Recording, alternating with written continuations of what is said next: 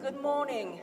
Good morning all, and a very warm welcome to this 2021 Diplomacy Webinar hybrid event co-organized with the Italian Shipowners Association Confitarma in their Roman headquarters in Palazzo Colonna. My name is Laurence Martin. I am Head of International Affairs in Confitarma and Secretary General of the Italy Eura Platform. And I am particularly pleased to moderate this event dedicated to a very topical issue, maritime routes of international trade and vulnerability of supply chain. A subject we are going to dive in for the next hour with our most distinguished guest, Mario Di Stefano, the Under-Secretary of State of Foreign Affairs and International Cooperation, Mario Mattioli, the President of the Italian Shipowners Association, and online from London, Guy Platten, Secretary General of the International Chamber of Shipping, and from Brussels, last but not the least, Lamia Belkaid, Secretary General of FEPort, the Federation of the European Port Terminals. First, let me spare a few words on this 12th edition of the Festival of Diplomacy. 10 days of whirlwind of 100 events which kick off yesterday till the 22nd of October in different locations in the Eternal City. Event that will bring together representatives of diplomacy, civil society, media, and business to discuss diplomatic relations and major current international issues such as climate change, the future of the new generations, and the prospect for global governance in the face of increasingly complex challenges in that post-pandemic COVID-19 era.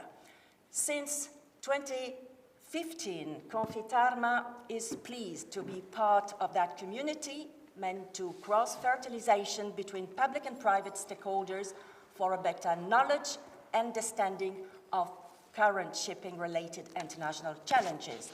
And therefore, we couldn't but to agree to participate to that 12th edition entitled Ready for the Unexpected, Skills and Tools for Global Change. Rapidly, in a nutshell, let me set the scene. After a long period of global lockdown and significant shrink of international cargo flows, the economic recovery, the so-called back to normal, is creating a lot of disruptions in the logistic chain.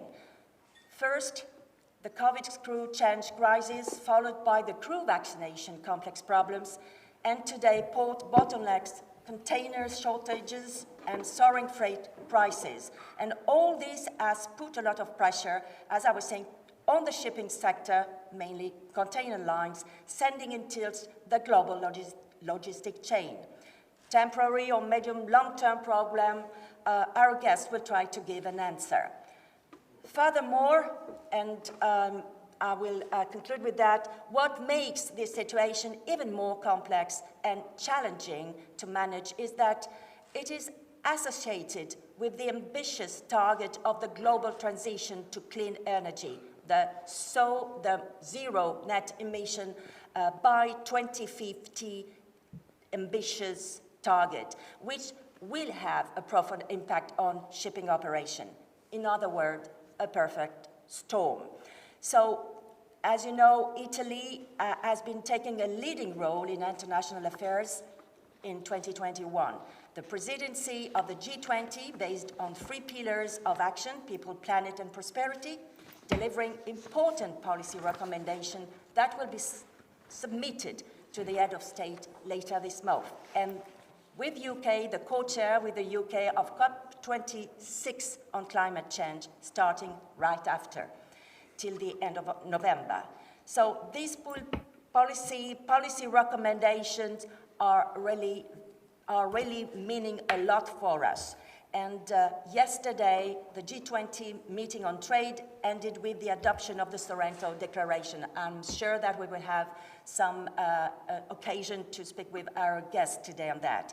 So I think that very rapidly, the trade minister clearly indicated to place trade and investment at the service of the people, the planet, and the global prosperity, and to strengthen the rule-based, non-discriminatory, open, fair, inclusive, and equitable, but sustainable and transparent multilateral trading system with the WTO at its core.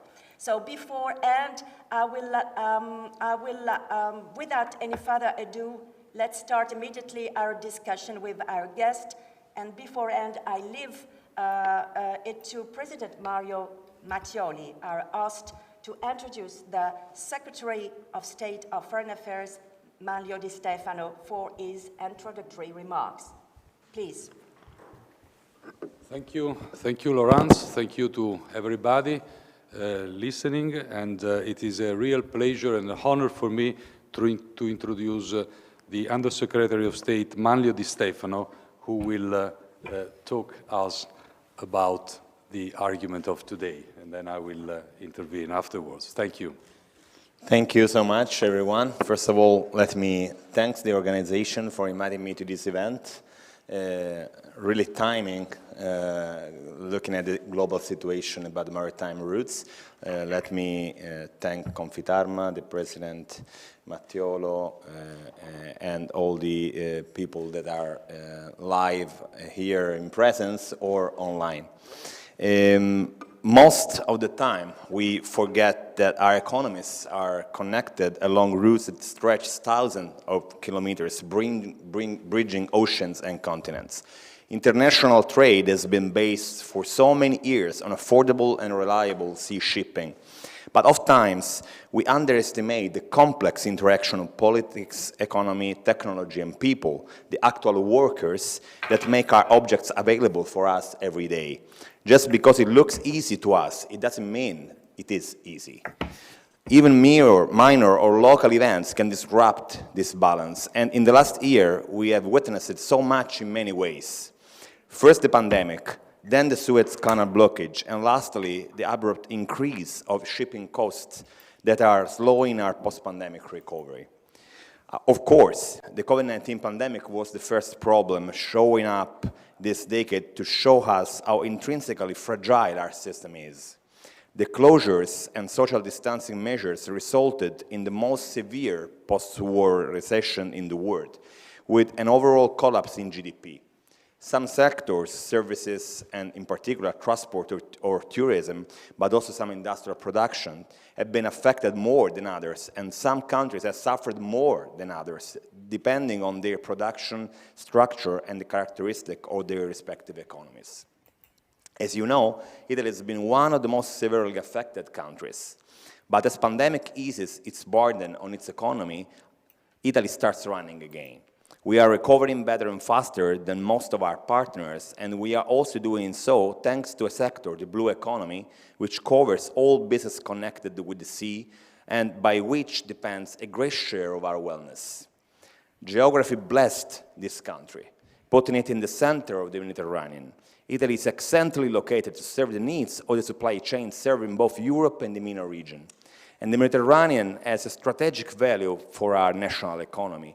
The volume of Italian trade with the countries of the MENA region amounts to about 60 billion euros, corresponding to 7.4% of our country's global trade, a value higher than the quota of trade with the United States or China. And 71% of such trade with MENA countries transit by sea. Italy has also progressively consolidated its leadership position among EU countries in the segment of short sea shipping in the Mediterranean, with 244 million tons of goods transported, almost 40% of the total market. However, the easing of the effects of the pandemic will not mean a return to square one. The economic crisis generated by the pandemic and its effects on transport infrastructures will require a review of the global supply chains and their possible adaptation to a regional scale which, as far as we are concerned, could bring back to Europe and the Mediterranean some of the production that have been lost due to the effect of globalization. This will further promote regional trade and the development of short sea shipping by increasing the role of integration accelerator of the sea and the blue economy in the Mediterranean region. And enterprises will need to adapt to. From the just-in-time paradigm, they'll have to shift to the just-in-case approach, adopting precautions to increase resilience to external shocks. Beyond the intra-Mediterranean trade, Italy rests on the ideal route for the flows of goods that connect in Suez and Gibraltar. The central through which the canal through which 12% of world international trade transits revealed its strategic value also in the context of the pandemic. Despite the difficult situation of the international economy, the number of ships crossing the Suez Canal in the first half of 2021 in comparison with the pre-pandemic figures. The episode of the Ever Given mega container ship stranded in the Suez Canal in March 2021 highlighted the fragility of a deeply interconnected world. The shipping paralysis for almost a week clearly showed the vulnerability of the dynamics of international trade and the weaknesses of global supply chains, while at the same time highlighting the importance of the Suez as a strategic hub for the flows of goods from the Far East to the destinations in Europe. Despite these potentials, however, Italy represents a transit route for trade flows from China to Europe only for a limited share of 3%, compared with 23% of Germany, 59% of Greece, and 49% of the Netherlands. The third European economy in absolute terms of GDP, second in terms of export volumes as well as manufacturing production behind only Germany, Italy boasts a ratio between the length of the coasts and the surface of the country 4 times higher than Germany. But until now, we have not been able to exploit these assets in terms of development potentials. Logistics costs, which are 11% higher for Italian logistic companies than the European average. A logistical infrastructural gap estimated at around 70 billion euros, of which 30 are due to bureaucratic obstacles and digital delays, burden the competitiveness of Italy's port and transport infrastructure. We need to act quickly as the hierarchies of international trade routes are showing changes due to the search for modes of transport that are able to guarantee less expensive and faster routes for carriers. The route around the Cape of Good Hope, which is undertaken in times of low oil prices, or even the Arctic Sea routes, which is increasingly exploited in parallel with the effort of climate change, had the potential to replace a significant part of the international lines of communication. All these changes mean that in the coming years we will need to gear up for large-scale challenges concentrated in investments for the modernization of maritime infrastructures, taking advantage of them to make our ports greener, to decarbonize maritime transports and develop intermodality. At the heart of these challenges remains the issue of sustainable growth, which combines economic development, job and income creation, environmental protection and policies to combat climate change and preserve our planet's ecosystem. An effort that involves international cooperation for the development of joint policies. Our goal is a zero-emission economic system respectful of biodiversity. This will involve infrastructures, modernization through technological innovation in the maritime transport sector, the acceleration of the digital revolution in integrated logistics systems, as well as scientific and technological research on the sea and its ecosystem. At the same time, we will need to commit for a revision of our models of social behavior, encouraging sustainable consumption, especially in the fishing and tourism sectors, and the creation of skills in maritime professions adapted to the current needs of safeguarding the environment. In Italy, we will boost our ports' competitiveness with the special economic zones and the simplified logistics zones. Bureaucratic simplification, a welcoming economic legislation, and fiscal and financial incentives will be able to attract productive investments, contributing to the development of local economies in a logic of greater integration between industry and logistics. In this context, we must be aware that while maritime traffic increases and specializes, the efficiency of North African ports grows, making them candidates to become fundamental elements of the Euro-Mediterranean logistic network. The struggle for competitiveness goes through cooperation, not conflict, and we must not miss this opportunity. We need to create a logistics and port network, making our ports the leading actors of the next Euro-Mediterranean supply chain network, but by betting on the ports of southern Italy, which can now seize the opportunity provided by the post-pandemic recovery and the resources of the National Recovery and Resilience Plan. To conclude, we collectively need to bring blue into green for a modern, resource efficient and competitive economy that preserves our seas and our planet. At the same time, we have to be ready for the unexpected, as we are invited to by the titles of this year's edition Festival della Diplomazia. It is not a challenge to be conducted individually, but together, shoulder to shoulder, with all our partners in the Mediterranean and in the world. I thank you for your attention. Thank you very much, Under Secretary of State, for this comprehensive, I would say inspiring remarks and analysis of the current situation. I'm sure that all panelists will have the occasion to come back on some of your remarks during this conversation. But let me right away turn to President Mario Mattioli. Since 1901, and the Confitarma, the Italian Shipowners Association, is the main association representing the interest of the Italian shipping industry.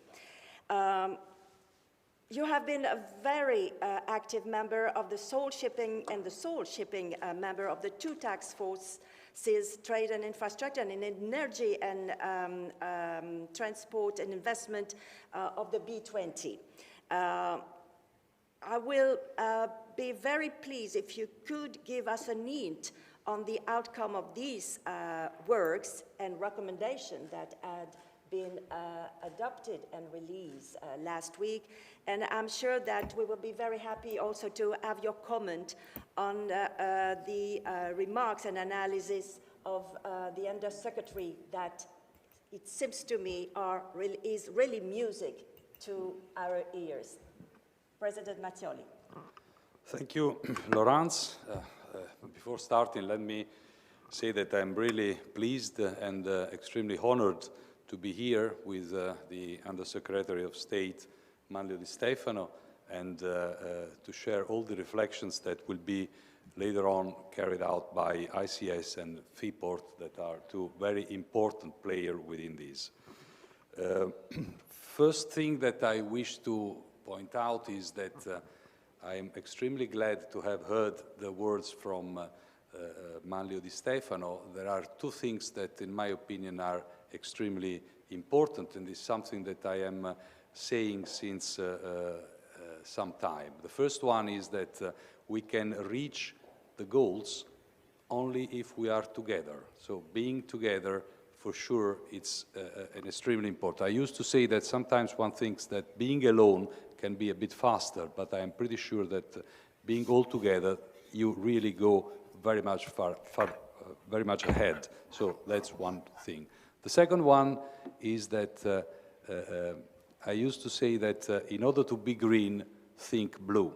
And in my opinion, it is exactly what has been said by the Undersecretary. So having said that, I wish to point out that, as Laurence was saying, the Confitarma is acting since 1901, so it's 120 years of history, and it's definitely one of the oldest association within Italy, and is for sure the most important association representing the shipping interest in Italy. We are members of the European Shipowner Association, the EXA, and we are members of the International Chamber of Shipping, that is the international association that include 80% of the world fleet.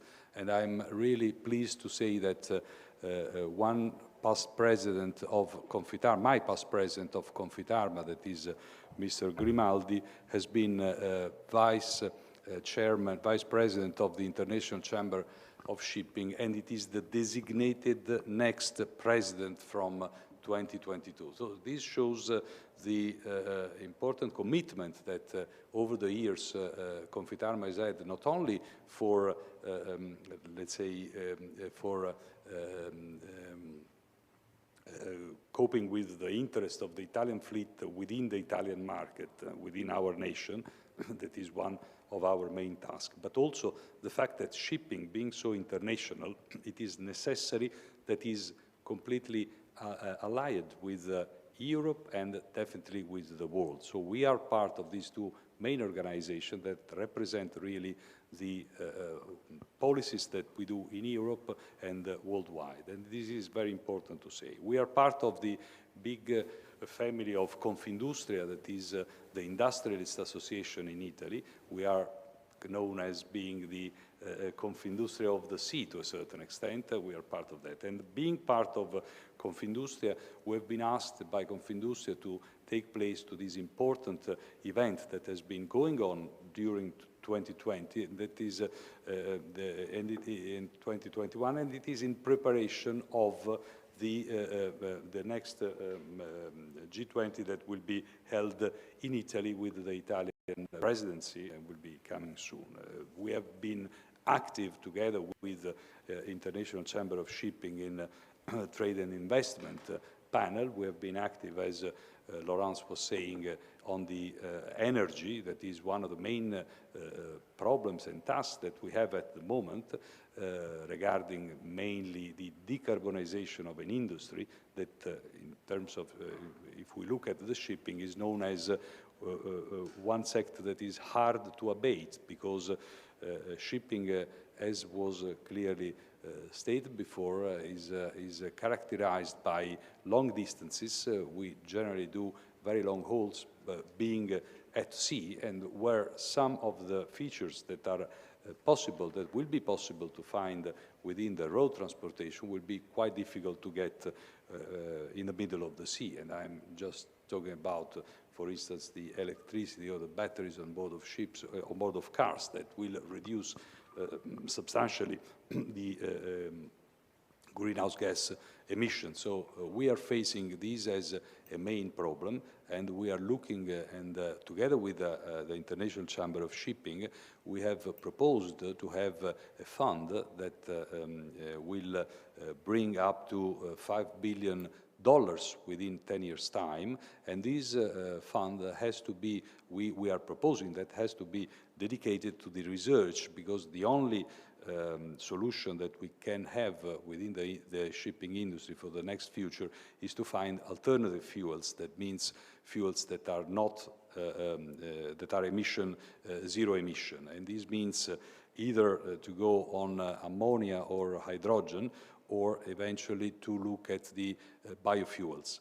This is one of the main tasks that the world shipping industry is looking at, and I'm sure that Guy Platten later on will tell us much more in detail and with more terms this matter. The important to underline that if we go back to Italy, it is there have been two main points that have been raised. First of all is the fact that Italy is a logistic platform within the Mediterranean, but Italy is in a certain way suffering a tremendous logistic gap. We have heard that is about 70 billion euro per year. This means in a certain way, if we look at the Italian budget, a sort of two budgets for yearly budget. So it is really something that we have really to cope with.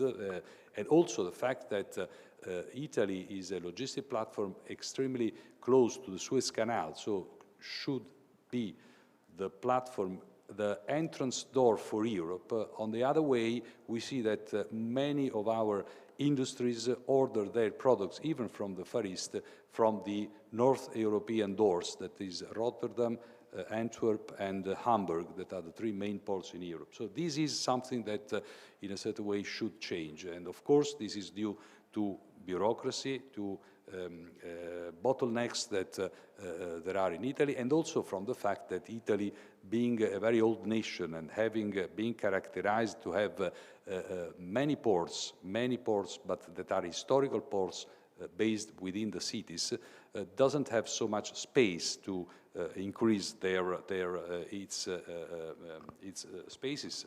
And the fact that the ports are within the cities creates furthermore problems, because of course there is a matter of pollution, there is a matter of, for sure, traffic jam within the port, and the infrastructure is a main problem. The famous last mile that connects the ports to the road infrastructure or the train infrastructure, it is a critical point. I'm pretty sure that with the important financing from the Next Generation EU, we will see in Italy an improvement about these matters, and I'm very glad that the Undersecretary Di Stefano has told us that this is something that will happen, that has to happen in order to allow Italy to be much more efficient in its logistic chain.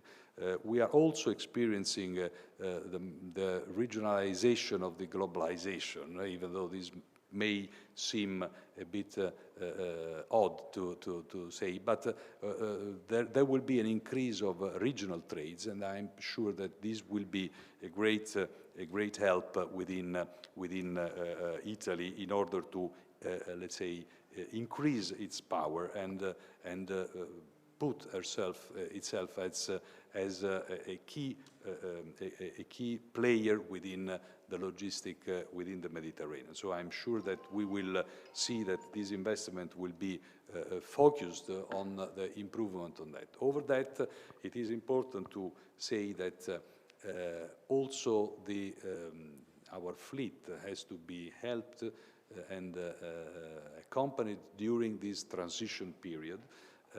And on that, I think that with the Italian government and with the infrastructure ministry, we are a bit critic about the complementary fund that has been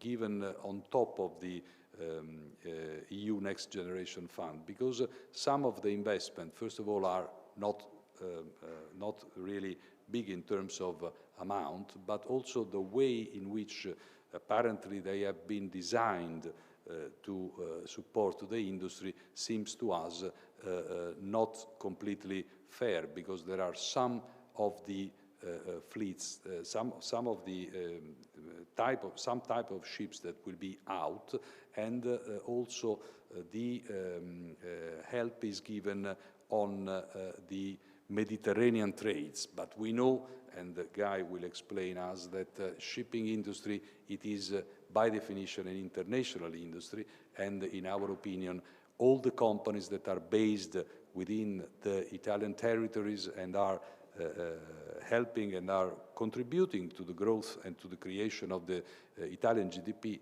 need to be helped in this transitional period. Otherwise, we may feel that there will be also a matter of competition that will be altered by other nations that with different type, they will be helping all kinds of industries. So on that, I think it is important, and I'm very happy that the Undersecretary is here. Maybe we can even discuss a bit better what is our worry about the definition of the funds and how they have to be spent. Another important point is given to the cold ironing within the ports. That is one of the main tasks that we have in order to reduce the decarbonization, but even there we need to understand that there will be heavy investment to be done on ships in order to be capable to use the electricity from shore, and this is something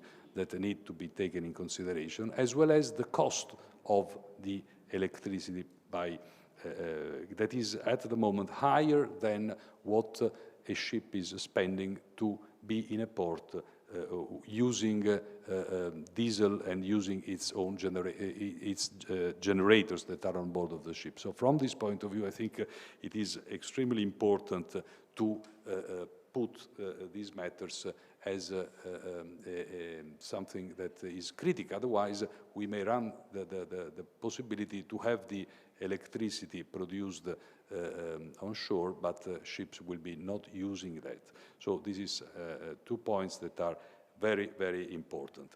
Finally, I wish to say that it seems to me that the situation is recovering compared to the 2020. We are seeing that there is an increase in importation, and I have to say that also some sectors of our industry, like the cruise ships or the transportation of passengers for the islands, have been that were completely collapsed during the 2020, are now recovering, and this is an extremely good sign. And also the vaccine campaign that has been done and supported by the Italian government, in my opinion, has done something very, very important in order to try to go back to the normality, because this is something that we need definitely to look at. We need to go back to the normality, and from this point of view, we are extremely positive on the government. The last,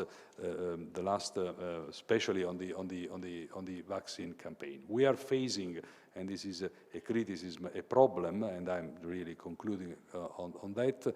That is nowadays that from tomorrow there will be compulsory to have the green pass in order to be allowed to enter into any working space or office. Or we are suffering a lot of problems within the ports, especially there are two main ports in the north of Italy that are extremely crucial for our logistics, that is Trieste and Genoa, that are really making up a lot of protests about the so-said green pass. There is a strong movement that is not only against the vaccine, but is against the green pass, and this is something that is on the table of the government at the moment, and I really wish that there will be a positive solution over that. Otherwise, for sure, we may face a lot of problems in the next few days, because if ports important like Genoa and Trieste tend to have a strong reduction in their trades, this will be affecting the life of all the Italian people in the cities, because as has been clearly stated, it is shipping that is the first ring of the logistic chain. Without shipping, there will be no movement of goods. So it is very important that ports will be working. Finally, and really concluding, is I'm confident about the blue economy is really the key to move the progress of nations, and especially in Italy, it will have a crucial role in that. This will be also very important for Italy, because it can create an increase in the southern port, has been stated. That is the part of Italy in which we really need to put most of our efforts, because it is the part of the country that can generate the real growth of the whole Italy as a country, and definitely Italy plays an important role in Europe. So I think that it is very important, the word said by Manlio Di Stefano about the ZES within southern port. This can create a tremendous, this may have a tremendous impact on the Italian recovery. Thank you very much. Thanks. Thank you very much, President Mattioli, for this very interesting, inspiring overview of the current situation, and for the clear message you sent to the Italian government. And without any further ado, because time is running, we started with 15 minutes late. We will have, of course, these minutes in front of us to now shift to our foreign guest from London and Brussels. And first, I would like to give the floor to Guy Platten. Guy Platten is the Secretary General of the International Chamber of Shipping. The presentation has been given before by the President Mattioli. I just would like to ask him two questions. I think that early this year, in February 2021, ICS released the Global Trade Protectionisms in Maritime Economy study. outlining the protectionist trade policies being implemented by governments worldwide. And the study clearly demonstrated that if countries cut restrictive maritime trade policies, it could help boost GDP by as much as 3.4% for national economies. So, Guy, the floor is yours to illustrate the four indicated pathways for reform, indicating in the study. And by the way, we will be eager to know if you are satisfied with the outcome of the work of the G20, B20 under the Italian presidency. And briefly, of course, what do you expect from COP26 in Glasgow on decarbonization for the sector? Guy, you have the floor.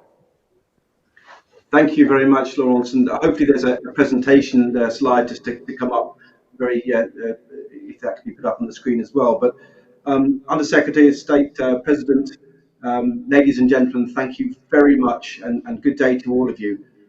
Please also allow me to extend a special thanks to Confitama, our valued member association, for organising this key event and for us to be able to present some information on a new study, which, as we move beyond COVID and into a global recovery, will resonate even more.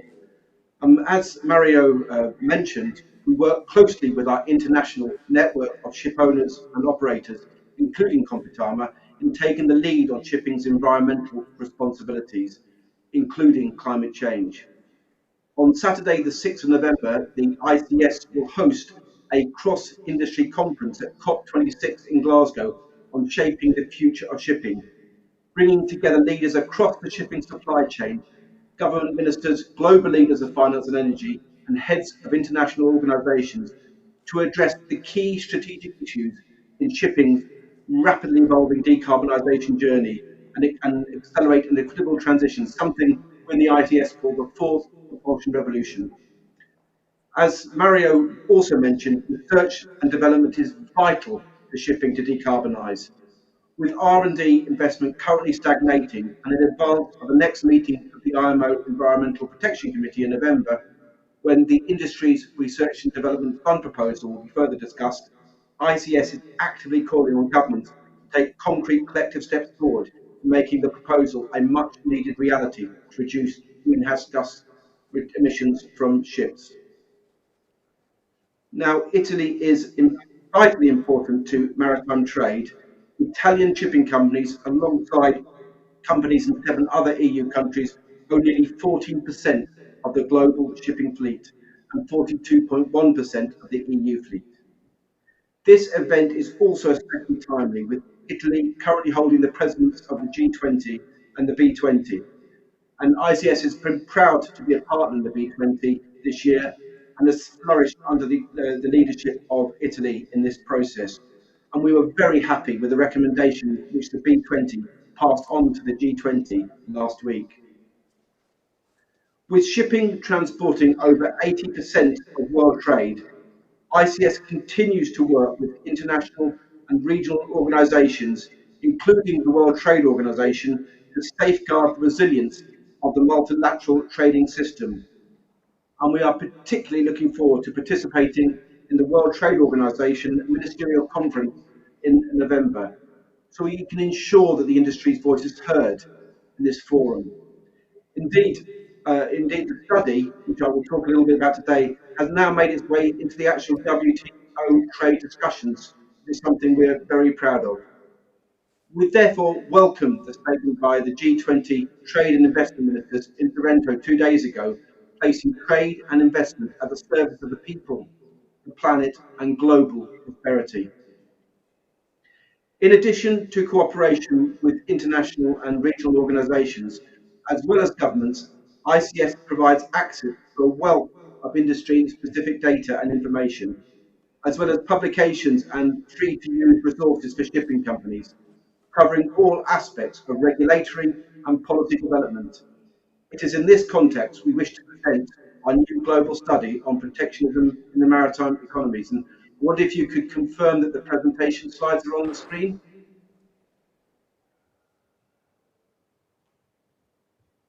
Laurence? Yes. Ah, that's good. Thank you. And next slide, please. The study was formally published in February of this year and is a helpful tool to assist maritime nations in identifying the wide range of restrictive measures preventing their national economies from reaping the full benefits of more efficient transport services. Our research found that all the countries assessed in the study would benefit considerably from maritime transport services, and of course this includes Italy. Against this backdrop, the report highlights the negative effects of maritime trade restrictions, which raise the cost of doing business to the detriment of national economies, local consumers, and other sectors that rely heavily upon these services. In this presentation, I will provide an overview of the key messages from the research, focusing on the tangible benefits of trade liberalisation, which the study identifies, and outline the study's 4 scenarios for potential reform, which offer notable gains in both trade and GDP. Additionally, I will introduce 2 major features of the report: the Index of Protectionism in Maritime Economies, or PRIME Index, as well as individual country profiles. Next slide, please. There are several key messages we can derive from the study. For today's presentation, we'll look at 3 main conclusions. The first is that all countries stand to gain from a reduction of protectionism, regardless of economic development. To demonstrate this, the study outlines 4 scenarios for potential reform, analysing under each scenario measures what could be achieved if measures were removed. These pathways to reform range from the highly ambitious scenario 1, where all countries reducing their trade restricted levels by 50% to access to reform, to the least ambitious scenario 4, whereby countries reduce traditional tariff restrictions by 10% through changes to commitments in trade agreements. The world map shown in this slide highlights the potential for real GDP increase under the study's most ambitious reform, scenario 1, where GDP gain for national economies would range from 0.3% to 3.4%. Our findings suggest that whilst on average GDP gains for national economies on scenario 1 would range from 0.3 to 3.4, under the more realistic scenario 2, gains would range from 0.1 to 0.3 for most nations and from 0.4 to 0.6 for some others. Under scenario 3, gains will be smaller, especially for lower and middle income economies, as there will be a disparity in the levels of reduction between higher income economies. In the trade negotiation only scenario 4, to the average national economy, gains are only about 25% of what they would be achieved under scenario 2. The message being that if countries limit their reforms to what might be gained from trade negotiations only, it would leave most of the potential gains on the table. In essence, any decision to reduce the levels of restrictiveness to a lesser degree of ambition amounts to a lesser degree of benefit. The more you reduce the barriers, the more you would gain. I would emphasise that these scenarios are not prescriptive about the ways countries might reduce the levels of restrictiveness. Instead, they represent guidelines for reform depending on levels of ambition. Reform could of course be achieved in many different ways. For example, reducing tariffs on goods, or eliminating export restrictions on new raw materials, alongside other reforms and multilateral commitments. This report is a good starting point for national governments to identify and hopefully remove or reduce the trade barriers they currently have in place. Next slide, please. The second key message of the study is that it is crucial to give equal focus to removing tariff and non-tariff restrictions. To help nations better identify all forms of restricted trade measures, the study translates non-tariff restrictions, such as cargo reservations and discriminatory treatment of foreign ships, into tariff equivalents. This revealed that non-tariff barriers are 4 times higher than traditional tariffs would suggest. For most countries, non-tariff measures are typically 3 to 5 times more restrictive than traditional tariffs. Next slide, please. The third key conclusion the study draws with respect to policy improvement is that combination of domestic reforms and multilateral negotiations is vital. In this slide, we highlight 10 most common restrictions on maritime trade identified in the study. As you can see from the data in the table, some of these restrictive policies are employed by a significant number of the 46 nations assessed in the study. For example, 38 nations impose limits on the scope of maritime services that can be supplied through cross-border trade. A further 21 nations impose an obligation to use local maritime and port services. The study demonstrates that collective reduction or removal of trade restrictive measures like these in multilateral agreements can achieve considerable trade and GDP benefits for national economies. However, the research also shows that in the absence of multilateral agreements, individual countries still have a lot to gain from liberalisation in terms of GDP and trade. Next slide, please. To incentivise countries to implement suitable reforms, a major benefit and feature of the study is a new index on protectionism in maritime economies, known as the Prime Index.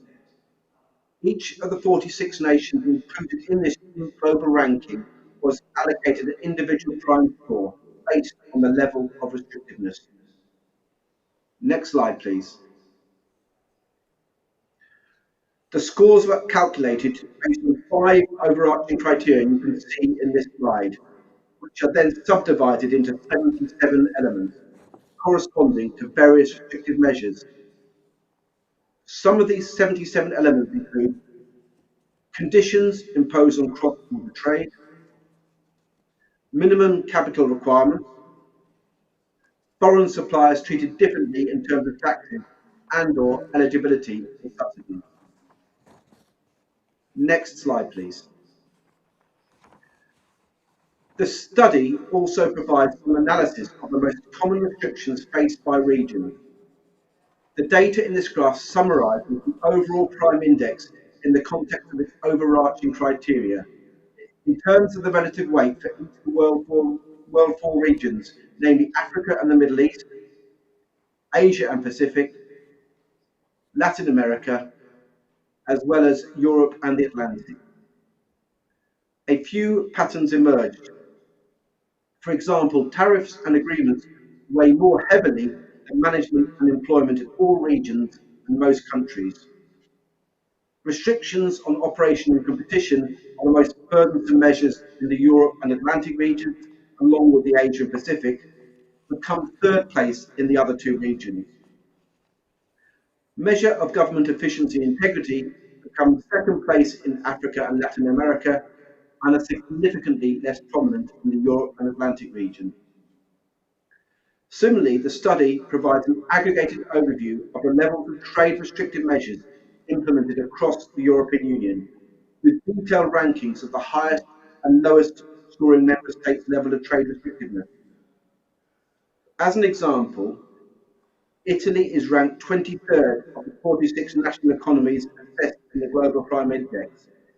It would stand to gain 0.86% in real GDP under the ambitious scenario 1.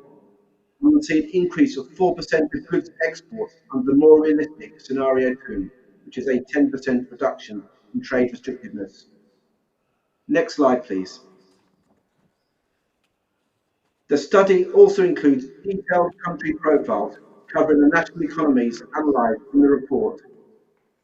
These profiles break down the prime scores for individual nations and provide an assessment of the national maritime trade policy. All the profiles can be accessed in their entirety to the full study, and summaries of the profiles are available on the ICS website. Next slide, please. Free copies of the study are available on request, and you can see the email addresses there, and I would urge you to contact us to download the full report.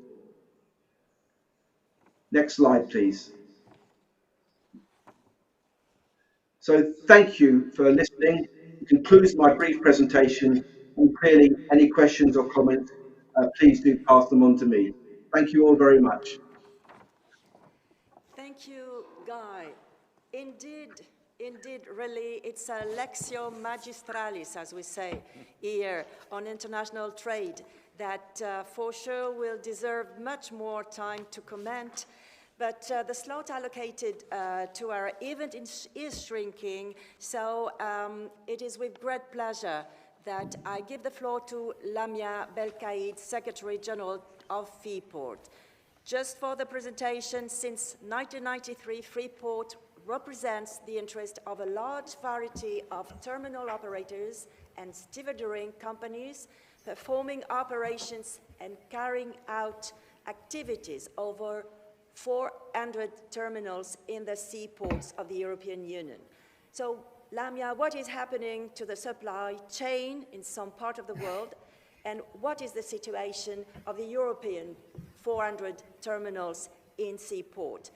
And last, I would like to ask you, I happened to have a look to your last newsletter, and it is written, we need more than words and promises. So I suppose it is an invitation to act in view of COP26. Lamia, the floor is yours for the next 15 minutes, as long as you want. Then a rapid round for each of our guests to allow interactions. Lamia, the floor is yours. Thank you. Thank you very much, Laurence. Many thanks to Confitarma for inviting Freeport. I hope that the next time I will have the opportunity to come again to Palazzo Colonna to see my friends. It was very interesting to listen to Mr. Di Stefano, Mr. Mattioli, and Mr. Platten, and I will be glad now to react and to provide the Freeport's views. As you said, Laurence, my organization represents 1,225 private port companies and terminals performing activities in European ports, and our members employ more than 390,000 port workers. I have been listening to all speeches and presentations, but of course I agree with what Guy has said, and I share his views with respect to the necessity to keep trade flows moving, to call for more multilateral dialogue, and to resist to the protectionist temptation.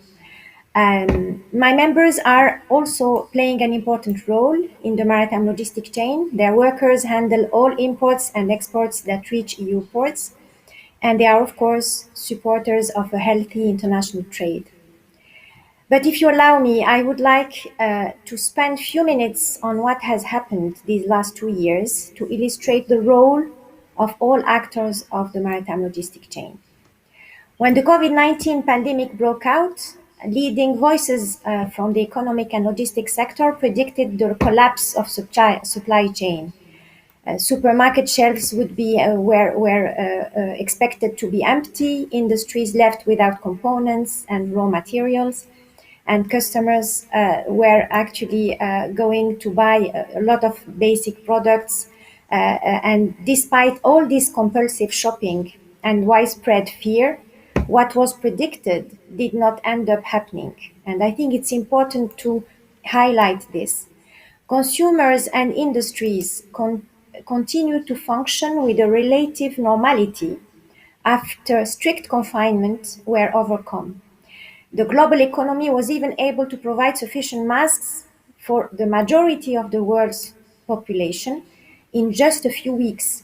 So the global logistics and supply chains showed throughout 2020, even in the worst and most dramatic moments of the pandemic, their resilience and flexibility. And I really would like to pay tribute to every worker in the supply chain, the seafarers, of course, but also the port workers, but the truck drivers. I think we owe them really respect and gratitude.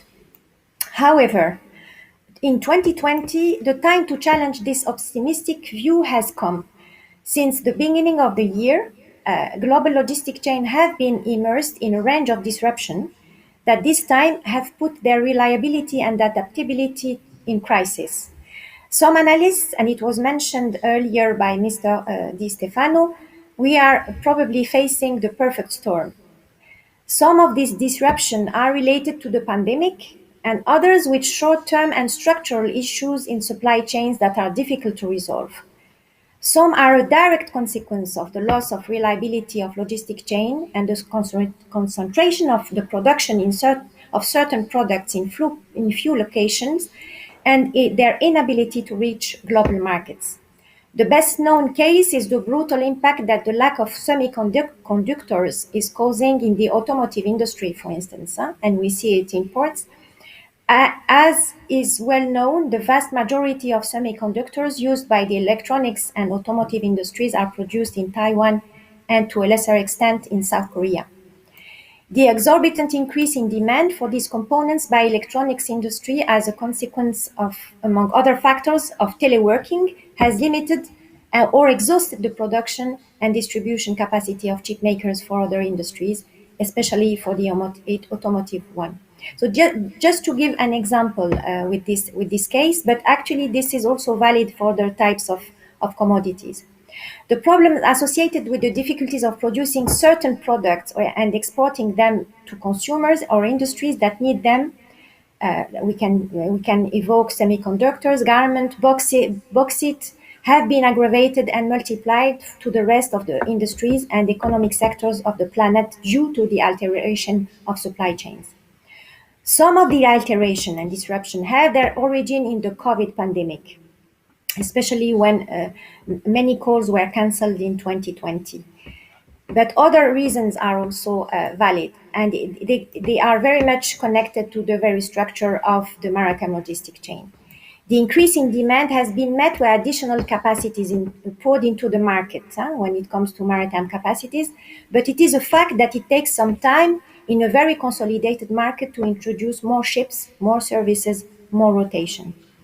The situation has worsened even more as a result of other specific episodes that occurred in 2021, and we heard it earlier, the total blockade of some terminals in the port of Yantian and Ningbo as a result of sporadic outbreaks of COVID.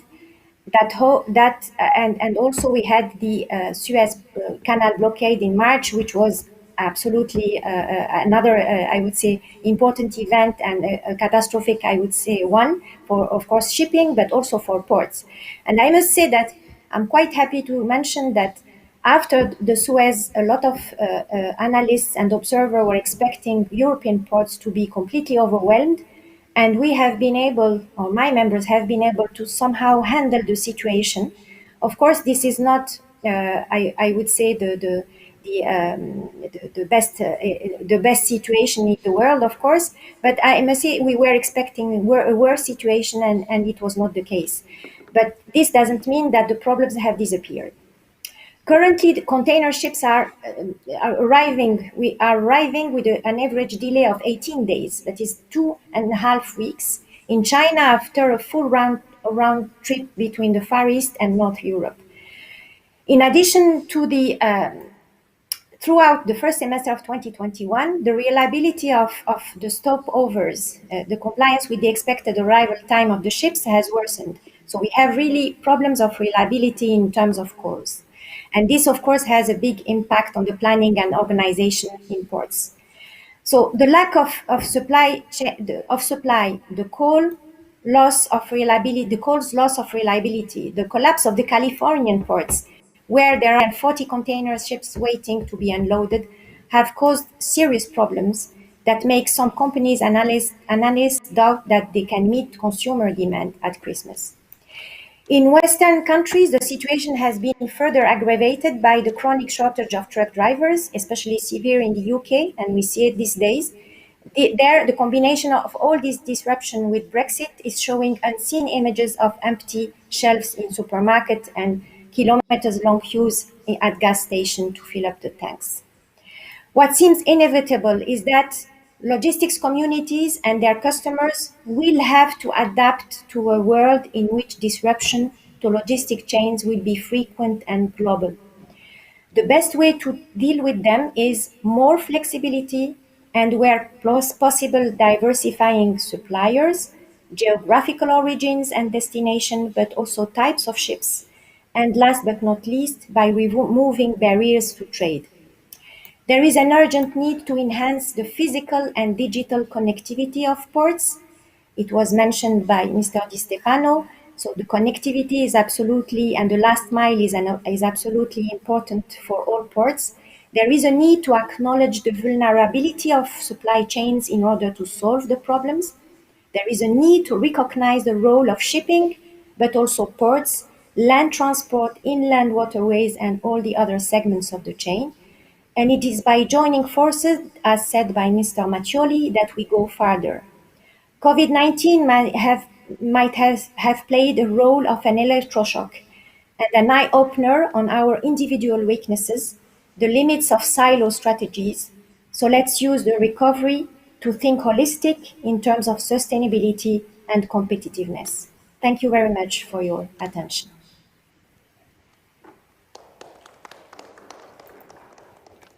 Thank you very much, Lamia, for this thorough analysis. What is certain after hearing all of you is that that kind of interaction should be repeating more often. We need that kind of discussions and dialogue between all the components of the maritime sector. But time is running, but I think we have still at least 1 minute for each one of us to wrap up for final consideration. I will start with you, Under Secretary of State. Thank you. Thank you so much, Lawrence. And just drawing some conclusion of what we've been saying in the last hour, I will say that this is the time, as I was stating at the very beginning. This is the time to look at maritime situation in a global perspective. It is not just about routes, it's not just about fisheries capabilities or the increasing of energy, the cost of the transportation and so on. It's also about the way any country is looking at its own projection into the sea and the maritime development for the future.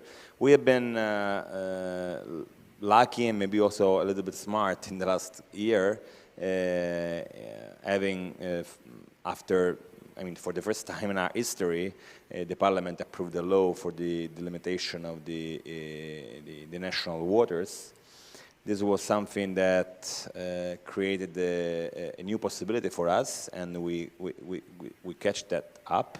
We are starting now talking with our partners in the all maritime borders to delimit the national waters and to give you, all the operators of the sea, new opportunities because of the better understanding of what we can and we cannot do. This is just a part of it. You know that we are doing a lot of new also experimentations on the sea when it comes to energy, for example, using the waves of the Mediterranean Sea to produce energy. I think that the new perspective of the sea is more than just trade, and this is good for us because we are lucky to live in a country where our enterprises and the industry of the sea is really 360 degrees, so we can do everything we want, and obviously the state has to be there with funds, and the PNRR includes funds for that, and helping in terms of bureaucracy also. We know how the maritime operations are full of bureaucracy sometimes, and we have to help also in that direction. I thank you for this occasion today, and it was really helpful for me, and I hope also for the audience. Thank you to you. Now, President Mattioli, President of Confitarma, but also President of the Italian Maritime Clusters, your final remarks. Thank you. First of all, thanks to everybody for their presentations, and I think it has been a very fruitful hour and a half almost spent together. I think there are some key points. The first one is that we have to think, as was underlined by Manlio Di Stefano, in a sort of global way, the blue economy. So we have not to look at the various segments, but each segment is part of something much bigger. So we have to think about blue economy in general terms. I think blue economy will continue and will definitely continue to be the key to develop the international trades, and the international trades are increasing and will increase, even though the pandemic has been a year of very hard stop, but definitely there will be an increase about that, and I'm pretty sure that all the studies produced by ICS about the reduction of the barriers will be a great help in order to increase the GDP worldwide and of the various nations that do participate to that. Let me also take one important step that has been, important factor that has been underlined by the Undersecretary, and this is more, if you like, from an Italian perspective. It is that finally I think that we are in a moment in which it is tremendously important to think in Italy about the blue economy. As the Undersecretary Di Stefano said, there is a tremendous bureaucracy over that. We are sometimes, our companies are really, it's a big burden. It's like having a fast car with the brake on, and so this has to change definitely. I think that one of the things that may help, at least in Italy, to be a factor of development of the blue economy would be to have a proper point of reference within the government, whether it is an undersecretary with with all the matters relating to the blue economy under his control, or a proper ministry of the blue economy. This is something that I cannot suggest, but it's something that has to be done, because this would reduce a lot the time spent dialoguing with at least 8 ministers. At least this is our Italian experience. So I'm extremely happy to hear these words, and I'm pretty sure that we will see something changing in Italy in a very positive way. Thank you. Thank you, President. Very shortly, Guy Platten and Lamia Belkait. Thank you very much, Laurence, and it's been a fascinating discussion. I think a very brief comment, really. I think was one Secretary General of the IMO once said, without shipping, half the world would starve and the other half would freeze. And I think what we've heard today is the vital importance that shipping and the ports make to national economies and trade overall. I really appreciate the comments made by Lamia regarding COVID congestion in the global supply chain, and that is absolutely crucial. Mario also mentioned in his remarks the vital need for cooperation between industry and government players. That was in a different context, but also holds true for the supply chain issues we have been facing as a result of COVID. We really have, as many as the other speakers have said, faced a perfect storm of unprecedented demand, congestion on land, container shortage, amongst many other factors. We are doing our best as an industry to ensure that capacity is maximised, reaching and liaising with customers and deploying ever more containers. When possible, some companies also have announced a freeze in rates, and we hope these efforts will help alleviate the supply chain issues that we're all facing. But in closing, I would say that only by working together can we truly take the advantage of the opportunities the post-COVID recovery can offer all of us. Thank you. Thank you, Guy. Lamia, you have the floor.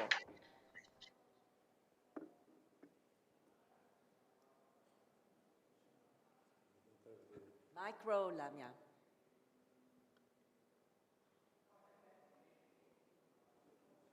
Yeah, sorry. I think that everything has almost been said. The only thing that I would like to maybe refer to as a takeaway is we can make blue become green.